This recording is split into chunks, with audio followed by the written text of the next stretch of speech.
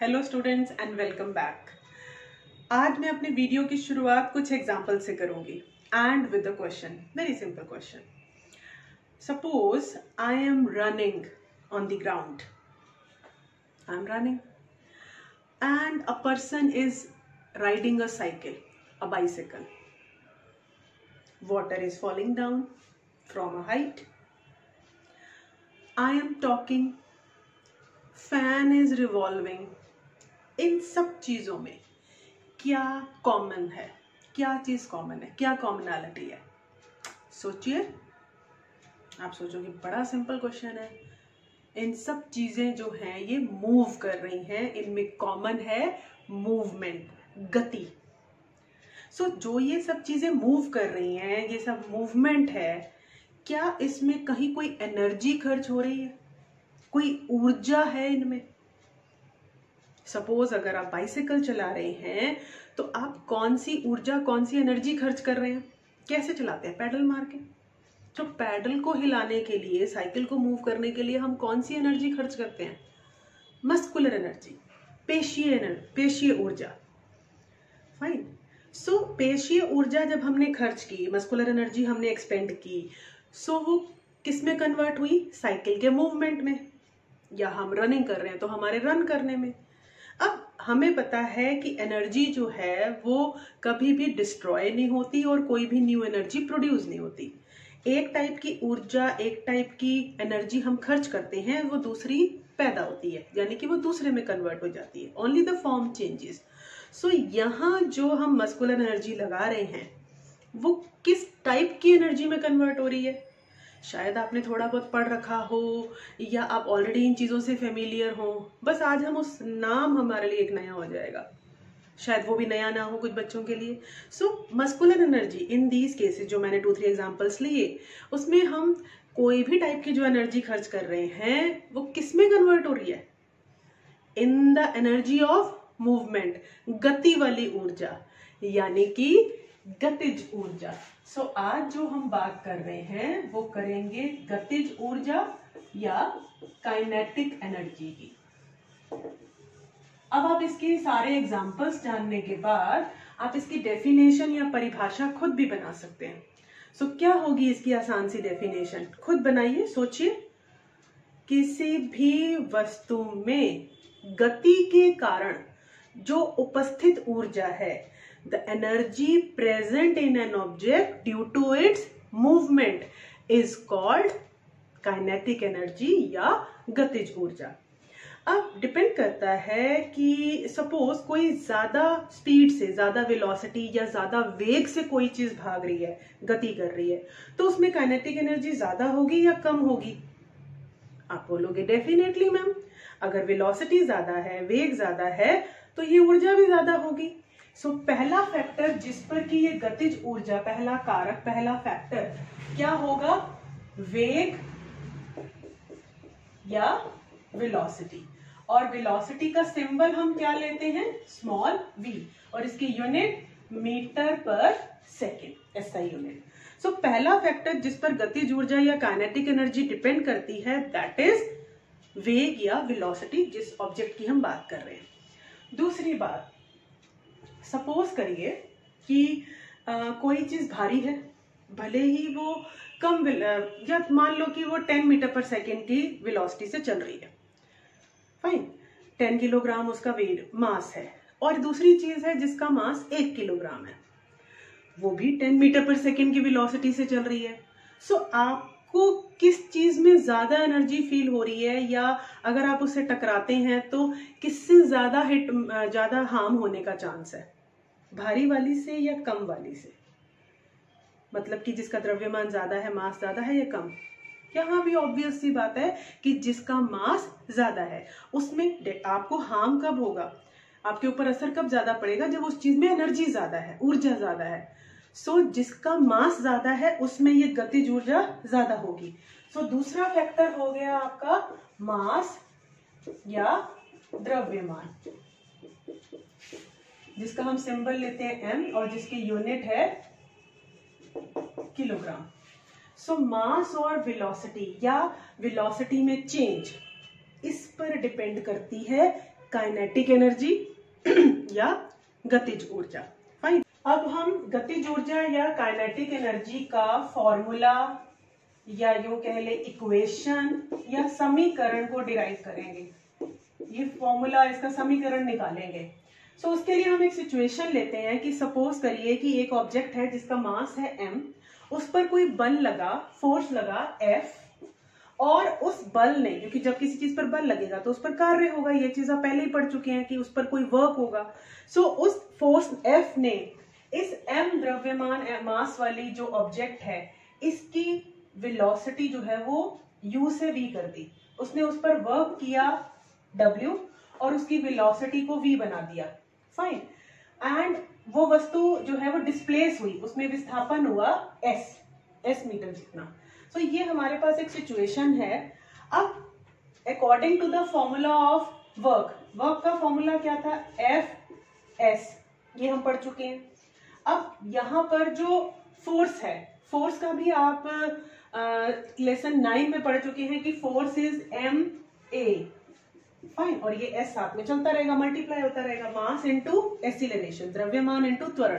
क्योंकि जब भी किसी वस्तु के वेग में परिवर्तन आता है, when the velocity of an object changes, so उसमें क्या पैदा होता है? त्वरण या acceleration. And force is mass into acceleration. ये न्यूटन ने अपना सेकेंड लॉ से आपने ये फॉर्मूला डिराइव किया था। अब हम क्या करेंगे, अकॉर्डिंग टू, आपने 3 इक्वेशंस ऑफ मोशन पढ़े हैं, तो 3 इक्वेशंस ऑफ मोशन में थर्ड इक्वेशन आपको याद होगी, that is S is equal to, ये m a को ऐसे ही रहने देंगे, v square minus u square upon 2a। Because third equation क्या थी? 2as is equal to v square minus u square. ये थर्ड इक्वेशन ऑफ मोशन है, गति का तीसरा समीकरण है। अगर हम s को यहाँ अकेला छोड़ देंगे तो ये 2a जाकर के इसके साथ डिवाइड हो जाएगा, लाइक दिस। अब a से a कैंसिल हो जाएगा। अब जितना वर्क हुआ किसी भी ऑब्जेक्ट पर फोर्स लगाने की वजह से, बल लगाने की वजह से, उतनी ही उसने एनर्जी गेन की। बिकॉज एक टाइप की एनर्जी खर्च हुई तो वो जो ऑब्जेक्ट फोर्स लगा रहा है, जो एनर्जी खर्च कर रहा है, वो दूसरी ऑब्जेक्ट पे कर रहा है। सो दूसरा ऑब्जेक्ट जो है वो एनर्जी गेन करेगा। जैसे हम मस्कुलर एनर्जी लगा रहे हैं पैडल्स पर, पैडल्स कनेक्टेड होते हैं व्हील से।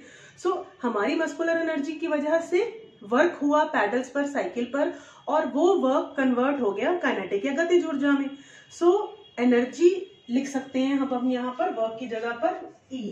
फाइन। सो ये बन गई 1/2, ये आगे लिख लेंगे m की जगह m, और ये ब्रैकेट में v square minus u square. अब ये एनर्जी कौन सी टाइप की है? इसमें मोशन आ गया है, गति आ गई है। So this is E k। Fine. So E k यानी कि काइनेटिक एनर्जी का ये फॉर्मूला है। बट यूजुअली जो है आपको जो सिचुएशंस मिलती हैं उसमें ऑब्जेक्ट रेस्ट से स्टार्ट होता है, विराम अवस्था से शुरू करता है अपनी गति, तो हम u को उस समय पर 0 ले लेंगे। So if u is equal to 0, then तब काइनेटिक एनर्जी का एक्सप्रेशन या फॉर्मूला क्या हो जाएगा? Half m v square. So हम यूजुअली काइनेटिक एनर्जी का formula half m v square लेते हैं। एग्जैक्ट वैसे ये है, बट हम u को 0 ले लेते हैं कि the object is starting from rest. So ये आपके पास फॉर्मूला आ गया, इसको आप लर्न रखिएगा, बिकॉज आपके न्यूमेरिकल्स काफी आते हैं इस पर। डेरिवेशन यूजुअली नहीं पूछा जाता, बहुत कम चीजें हैं जिन पर मैं ये बोलूंगी कि हाँ ये एग्जाम में कम आती हैं, बट आप हर बार यही सुनते होगे, मैम हमेशा ये बोलती हैं this is very important from the point of view of exam. ये इंपॉर्टेंट है kinetic energy, but in the form of numericals it will be asked. So चलते हैं, आज हम वर्कशीट डिस्कस कर रहे हैं 67। सो आपकी वर्कशीट में भी 2 एग्जांपल्स हैं, और फिर क्वेश्चन आंसर डिस्कस करेंगे तो उसमें भी न्यूमेरिकल आएगा, उससे भी डिस्कस करेंगे। तो पहले एग्जांपल्स डिस्कस करते हैं। सो एग्जाम्पल डिस्कस करने के लिए या न्यूमेरिकल्स की जब भी बात आएगी, सो उसमें जो भी डेटा होता है, यानी कि जो आपको नंबर्स दिए होते हैं, डिजिट्स दी होती हैं, वो हमने छांट ली हैं। जो हम पढ़ेंगे वो English like, Hindi like statement जो हैं, उनको पढ़ने के बाद हमें सिर्फ सारा जो ध्यान है वो किस पर लेके जाना है? उन नंबर्स पर। सो क्वेश्चन, पहला एग्जाम्पल आपको दिया हुआ है, एक वस्तु, एक ऑब्जेक्ट है जिसका द्रव्यमान है 10 किलोग्राम, मास। सो यहाँ सबसे पहले बात हुई है 10 किलोग्राम मास, हम सिर्फ सिंबल की फॉर्म में उसे लिख लेंगे। सॉरी वो 4 मीटर पर सेकंड के वेग से चल रही है। यानी कि उसकी वेलोसिटी 4 मीटर पर second. And the next thing is, इसकी गतिज ऊर्जा ज्ञात कीजिए जो इसमें गति करते समय है। Find its kinetic energy which is present in it during the movement. तो सिंपल सी बात है, हमें ई के या काइनेटिक एनर्जी आप इस तरह से भी लिख सकते हैं, ये फाइंड आउट करनी है क्वेश्चन मार्क की तरह। अब आपके पास सिंबल्स आ गए। नाउ अब आपका क्या काम है, आपको अब इस जो चीज हमें निकालनी है, कैलकुलेट करनी है, उसका फॉर्मूला लाना है। देखो अभी हमारे सामने एक ही चैप्टर है, 2-3 फॉर्मूले हैं जो माइंड में, बट जब आप एग्जाम देते हैं तो आपके पास सारे चैप्टर्स के फॉर्मूले आपके माइंड में होते हैं। फाइन, आपको कंसंट्रेट करके ले जाना होता है उस पर्टिकुलर फॉर्मूले पे। सो काइनेटिक एनर्जी का फॉर्मूला गिवन जो हमारे पास सिंबल्स हैं उनसे रिलेट बनाइए, रिलेशनशिप है फॉर्मूले और क्या है। सो यहाँ आपका बन जाएगा E K is equal to half M V square. देखो यहाँ पर हम V square minus U square नहीं लेंगे, बिकॉज इन्होंने कोई भी ना हिंट दिया है ना कोई वैल्यू दी है कि इनिशियल वेलोसिटी ये है या आरंभिक वेग ये है। सो उन्होंने सिर्फ एक वेलोसिटी दे दिया, वेग दे दिया और मास दे दिया, and we will simply write the formula half M V square. Formula ये चीज लिखने का आपका हाफ मार्क होता है जो आप क्वेश्चन में से डेटा ढूंढते हैं। देन फॉर्मूला लिखने का आपका हाफ मार्क होता है। देन वैल्यूज आपने ठीक ठाक पुट की हैं, बिल्कुल करेक्ट। सो उसका हाफ मार्क होता है। अब यहाँ पर वी स्क्वायर है तो ये 4 into 4 हो जाएगा, ये आपका हाफ मार्क है। देन फिर आप जो है किसी को भी कैंसिल किया आपने 2, ये कैलकुलेशन वर्क आप करके जो सीधा आंसर पर पहुंचते हैं उस सबका हाफ मार्क होता है टोटल मिला के। तो सबसे इंपॉर्टेंट है कि आपने डाटा ठीक निकाला, फॉर्मूला ठीक लिखा, वैल्यूज ठीक पुट की, यहां तक आप काफी मतलब स्कोरिंग पर आ जाते हैं। अब 4 into 2 and 8 this is 80 and 80। ये सिंपल कैलकुलेशन ज्यादा मुश्किल आएंगी भी नहीं, क्योंकि यहाँ हम आपका मैथ्स जज नहीं कर रहे हैं, हम तो एप्लीकेशन जज करते हैं। देन एनर्जी है, ऊर्जा है, तो इसकी यूनिट क्या होगी वो लिखिए। अगर बच्चे ने वैल्यू ठीक है तो half mark. This is how ये 2 मार्क का क्वेश्चन आता है, सिंपल सा। फाइन। नाउ अब एक क्वेश्चन और है कि एक कार की गति को, मतलब एक कार है वो मूविंग है, उसकी गति यानी कि उसकी वेलोसिटी को 30 किलोमीटर पर आवर, अब लिखते जाइए जो जो चीज दी हुई है, 30 किलोमीटर पर आवर से 60 किलोमीटर पर आवर। अब यहाँ पर ये 2 वेग हैं, 2 वेलोसिटीज हैं। सो एक को आप u लेंगे, एक को आप v लेंगे। पहले आप देख लेना कि कहां से कहां तक, से के बाद जो होगी वो फाइनल है यानी v है, और से शब्द से पहले मतलब फ्रॉम से पहले जो है वो, मतलब फ्रॉम के इंग्लिश में तो फ्रॉम के बाद लिखा होगा, सो वो वाली u हो जाएगी। कम और ज्यादा हो सकते हैं, बिकॉज u भी 60 हो सकता है कि ब्रेक लगाई जाए तो 60 से 30 पे भी आ सकती है। बट पूरी सिचुएशन अगर हम पढ़ते हैं तो 30 से 60 तक ले जाने के लिए आवश्यक बल ज्ञात कीजिए, यानी कि F आपको निकालना है यहाँ पर बल। यदि उस कार का द्रव्यमान यानी m द्रव्यमान है आपका 1500 किलोग्राम। अब आपको F निकालना है। F का फॉर्मूला होता है m v minus u upon t, लेकिन यहाँ हमें t तो दिया ही नहीं हुआ, टाइम तो हमें दिया ही नहीं हुआ, फिर हम कैसे निकालेंगे। और बल ज्ञात कीजिए, आवश्यक बल लिखा है, लेकिन अगर जो वर्कशीट में हम सॉल्यूशन देखें तो वहां हमें दिया गया है, अगर यहाँ डिस्प्लेसमेंट भी नहीं है, नहीं तो हम वर्क निकाल लें या एनर्जी निकाल लें। एनर्जी का फॉर्मूला हमें पता है half M V square minus U square, U भी है, वी भी है, एम भी है, तो हम ये एनर्जी तो निकाल सकते हैं, वर्क भी निकल जाएगा, एक ही बात है। और वर्क होता है एफ इंटू एस। अब यहाँ एस नहीं दिया हुआ तो हम एफ कैसे निकालेंगे, वर्क तो हमारे पास आ जाएगा। सो सम टाइम वैसे तो इस तरह की प्रिंटिंग या इस तरह के एरर्स नहीं होते हैं, बट अगर आप ढंग से पढ़ते हैं, कंसंट्रेट करते हैं, तो आपको ये छोटी छोटी माइनर मिस्टेक समझ आ जाएंगी क्वेश्चन में, कि यहाँ हमसे फोर्स या एफ नहीं मांगा जा रहा, यहाँ हमसे डायरेक्ट एनर्जी ही मांगी जा रही है, या वर्क डन, कार्य कितना हुआ, क्योंकि डेटा ही उसके अकॉर्डिंग है। फाइन, हमने एनालाइज कर लिया कि या तो हमें टी मिला होता या हमें एस दिया होता तो हम निकाल लेते बल। यहाँ फोर्स नहीं निकालना है, यहाँ हमें निकालना है वर्क या एनर्जी। और क्योंकि यहाँ मोशन या मूवमेंट है, वेलोसिटीज दी हुई हैं, सो ये काइनेटिक एनर्जी की बात की जा रही है, गतिज ऊर्जा की बात की जा रही है। सो अब हम ये वाला फॉर्मूला यूज नहीं करेंगे, हम सीधा ये फॉर्मूला लगाएंगे। एंड अब यहाँ पर एक चैलेंज और है इस क्वेश्चन में, क्योंकि आपका जो मास है वो किलोग्राम में होना चाहिए, वो है। अगर आपको एनर्जी जूल्स में चाहिए सो मास शुड बी इन किलोग्राम, वहां किलोग्राम में था, यहाँ भी है, इसमें कोई प्रॉब्लम नहीं है। वेलोसिटी की यूनिट मीटर पर सेकंड होनी चाहिए, जो यहाँ नहीं है, यहाँ किलोमीटर पर आवर है। सो हमें सबसे पहले इसे मीटर पर सेकंड में कन्वर्ट करना होगा। अब किलोमीटर पर सेकंड के किलोमीटर पर आवर को मीटर पर सेकंड बनाने के लिए हम क्या करेंगे, किलोमीटर में मीटर कितने होते हैं 1000, एक आवर में सेकंड्स कितने होते हैं 3600। मैं ये वैसे पूरा आपको बता रही हूँ, बट यूजुअली अगर हम देखें तो हम ये सीधा 5/18 ले लेते हैं। अब ये 5/18 क्या बनेगा आपका, अगर आप इसे किससे करेंगे, इसे 6 से, सो 6 से 3 पे ये आएगा और ये 5 पे, ये बन गया आपका 25/3 मीटर पर सेकेंड।